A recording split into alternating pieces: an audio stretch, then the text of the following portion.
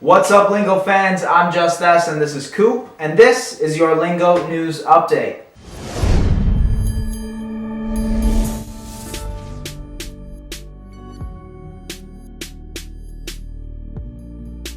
So first off, we have Travis Scott and Kylie Jenner's relationship. It might not be as good as we think. A little shaky. Definitely, I would say so, because the Astroworld rapper's alleged side chick was at his birthday.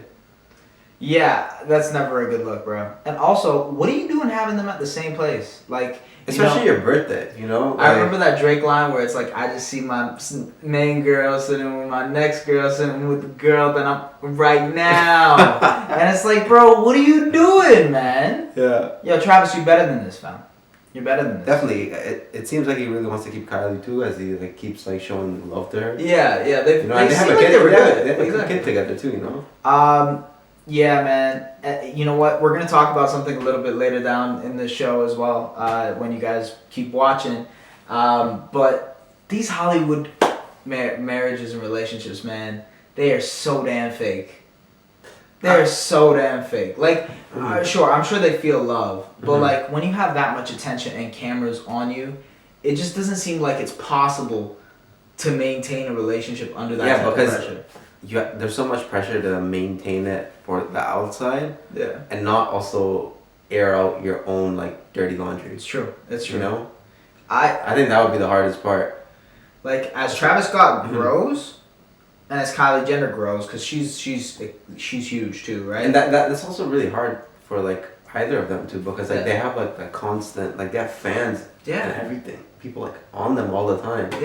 You know, and people are even now fans of both of them together. Oh man, it's weird because a relationship gets fans. How weird is that? That two people dating is now oh dude, Brangelina, oh my god, they got together. That's weird, man. That's weird. Y'all be fanning over the weirdest shit. This is just weird, man. But I think regardless, do we think this is gonna last? I think they're gonna. Yeah, I think they're definitely gonna last. They're heavily in love. You think they're heavily in love? Yeah, man. Travis Scott has been man, get out of here. They're not heavily in love. If anything, I don't know. Maybe I'm a hater. Maybe I'm a hater. Okay, listen. You know who else is also a hater? Tomi Lahren. Tomi Lahren feels she's been in the media recently again, as always. She feels extremely disgusted with Joyner Lucas. Joyner Lucas recently dropped a track called Devil's Work, and he dropped a music video to it. He has a bunch of metaphorical conversations with God. And well, listen, this is what he said about Tomi. He has a lot of anger, and I think maybe that comes off that way a little bit. I can definitely see why a white girl from Kansas isn't gonna take it good when she's called a stupid, you know what I mean? Yeah. But that's just the way it is in hip hop. If you're gonna bring the heat, she brings the heat all the time.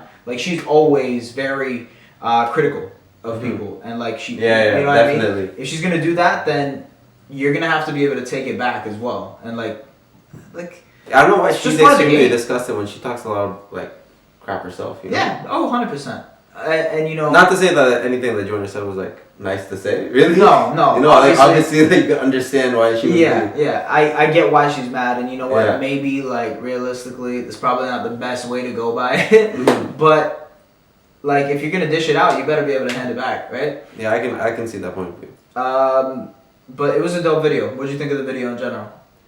I like the video, but I feel the bad thing about Joyner Lucas in that sense is with his videos, they're so impactful and such a story that I don't really like the song, but I love the video. I agree with you. So you're I'm never going to listen to that song again. And that's not to say anything bad about Joyner Lucas. Or the song. The song's a really good song. It's just I don't think it's something which I would want to listen to many, many times. Yeah. I'd want to watch it with the video. Yeah, I think that comes with a lot of political music. If you're going to be political in your music, it's going to be hard for a person to continuously be in that political mindset.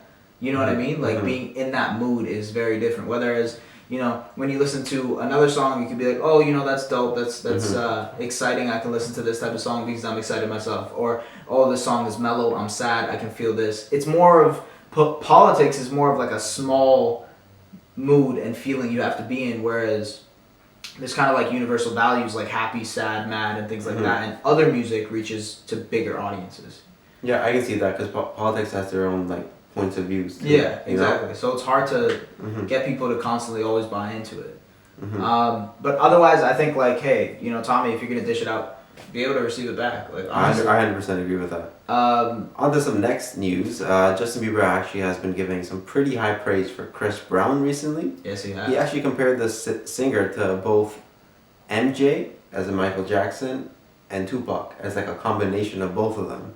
Now, a lot of people disagreed, right? What do you think? I love all three of them. Yeah. But there's no way in hell that Chris Brown is even close to any of those two. I can see the MJ comparisons. In terms of dancing. In terms of dancing and how he's like singing, right? I could see the comparison. But I don't see the Tupac. I don't see the greatness. Tupac comparisons really. I think the only reason Justin Bieber said that is because he has like this image of not being liked.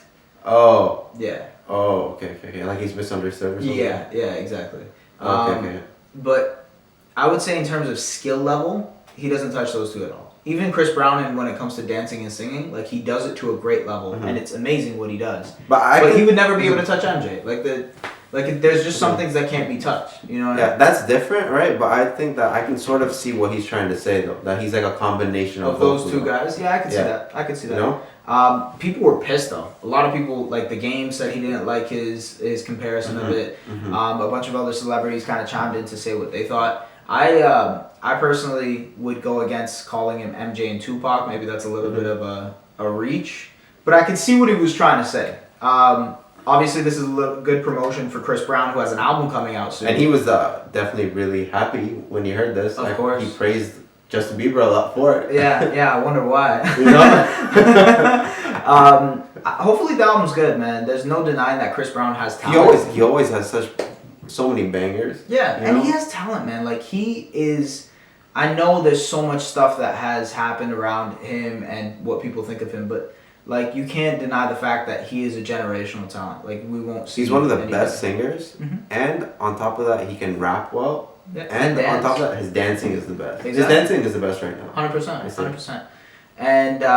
And finally, the last thing I wanted to mention, something that I talked about earlier on in the show, and how relationships out here can seem so fake. Joe Budden and Cyn Santana have called it quits.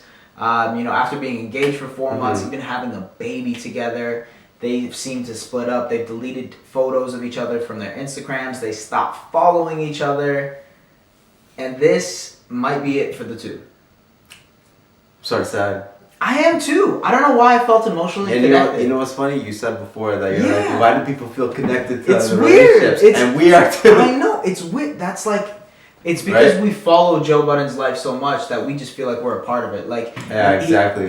He's our buddy, so like we want to make sure he's good. I wonder how this is gonna affect his business. He seemed like he was super in love with her too, but I can sort of see how this came out because they did have some problems. Yeah. You know, in the last couple of months, I would say. Really? Yeah. Why would you say that?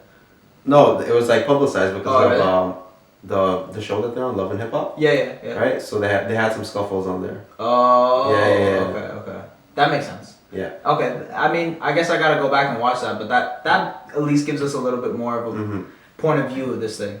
But hopefully they get back together. Honestly. I mean, when you have a baby, man, you gotta try to make it work. Yeah, you have to have to try really hard to make it work. Yeah. And on top of that, I think that Joe is just getting like, he has so much work now. Yeah. Right? Dude, they were on tour for like 2 weeks. I know. And literally nonstop. Think about this. Imagine us doing this 8 days in a row, like 24/7. I know. No break.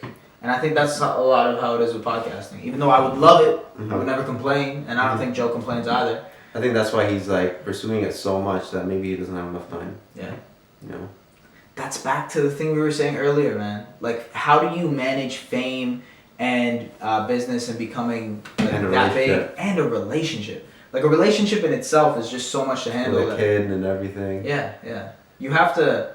I think the real stage of like an artist is you have to do what you want to do in life first, and then keep growing, and when you get to the point where you want to stop, and you realize, hey, I could slow down, have a kid, and have a wife, then you go ahead and do it. Some of these guys just find it too quickly, maybe. I don't know. But again, Joe Budden is an older dude. He's like in his 30s, late 30s, maybe even 40s. I don't know. And Cyn Santana, obviously, as well. Hopefully they get back together. Yeah, you know, yeah, for sure. Keep the And family hopefully strong. Travis and Kylie are back together too, man. All love from here. All love from the Lingo News network. You know, we're spreading positivity out here. But listen, Peace, love, positivity. peace, love, and positivity, like my boy Logic likes to say. You got it right there. But listen, like, comment, subscribe. Let us know if you want us to talk about anything else that we missed throughout the week. And also, check out those reaction videos. We reacted to a bunch of stuff throughout the week. Some of the stuff that you might like. So definitely go and check it out. For now, see ya.